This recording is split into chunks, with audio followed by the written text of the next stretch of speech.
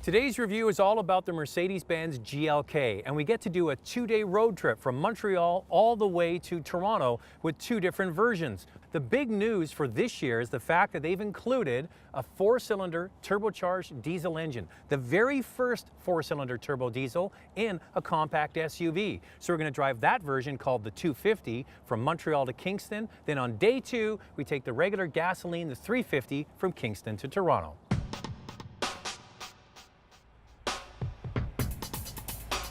We're very excited about this. It's a 2.1 liter bi-turbo diesel four-cylinder engine, 200 horsepower and 369 pounds-feet of torque. And that's good for a combined fuel economy of 7.2 liters per 100 kilometers, which is actually the best all-wheel drive compact SUV in the market, period. We're very excited about that. It's a great pleasure for us to be able to offer such a exciting powertrain for our Canadian customers. Now this GLK 250 is a marvel. The engine is fantastic. It's got a turbocharged four-cylinder diesel with direct injection, and it delivers V8-like torque, 369 foot-pounds of torque. That's the power that gets you up and out of the pocket, away from a stoplight, and down the road with authority. It's got a muffled growl to it, typical of diesel engines, but it's not intrusive into the cabin. And it has a reassuring sound that feels like quality, and it goes towards the nice steering that feels solid as well.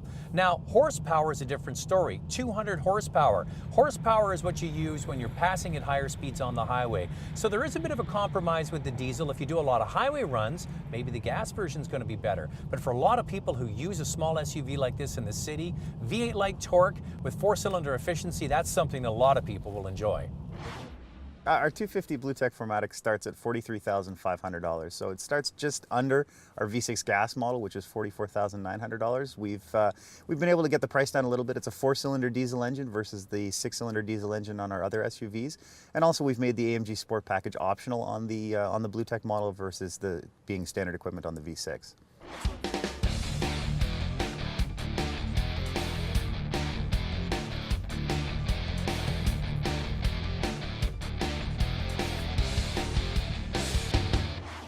Well, end of day one, our run from Montreal through Ottawa and down here to Kingston, exactly 400 kilometers, and we did 7.1 liters per 100K as our average fuel economy, which is pretty remarkable. We were doing 60K, 80K, even as high as 120 kilometers an hour on different versions of our route here, and it performed perfectly.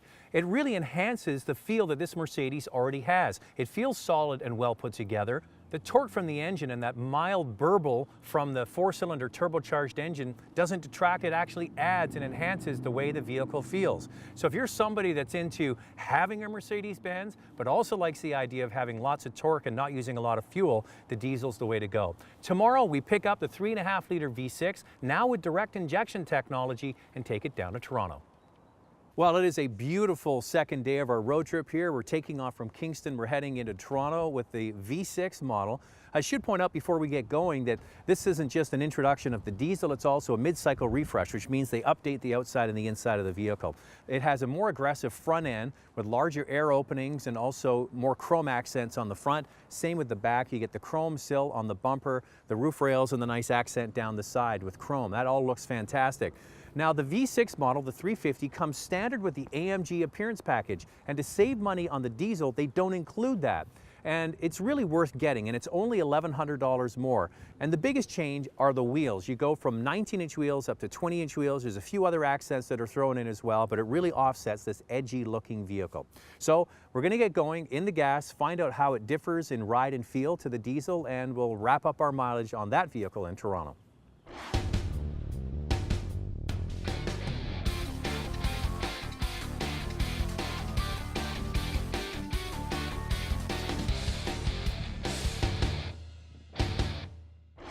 We talked about some of the updates they did for the styling. This is a mid-cycle refresh. They also carried over the 3.5 liter engine, but they added one important component: direct injection. That brings the horsepower to 302 horsepower, so that's substantially more, 102 more horsepower than the diesel. But the flip side of that is the diesel has almost 100 more foot-pounds of torque. The diesel is rated at 369 foot-pounds of torque. The gas engine, the one we're in now, has 273. So it is a bit of a compromise. Now, we have been out on the road here for a while, and the one thing I do notice is the fact that the gasoline engine is quieter. You do have that low rumble from the diesel that you do get used to, and it's not really that intrusive, but if you're looking for the quietest GLK, the V6 gasoline engine would be the one to get.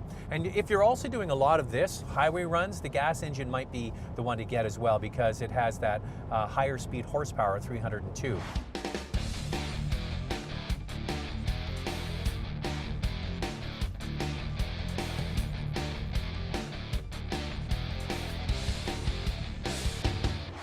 Well, it's been quite a couple of days, 2-day road trip with a couple of prime ministers.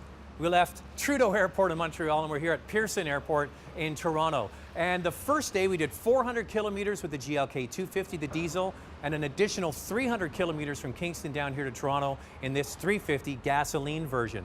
Now, I'm going to give you an update on the mileage. The 350, almost all entirely highway driving, was 10.5 liters per 100 kilometers. A refresher again, the 250, which was a lot of highway driving, but a bit more mixed city driving, got 7.1 liters per 100 kilometers over 400K. That really is remarkable. Each vehicle has its place. If you're doing a lot of highway driving, this might be the one to get.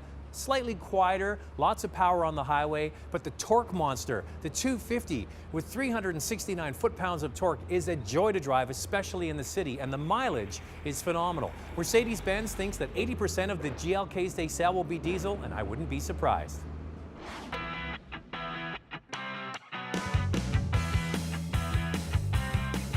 Want more? Extended reviews of many of our segments are available online at drivingtelevision.com.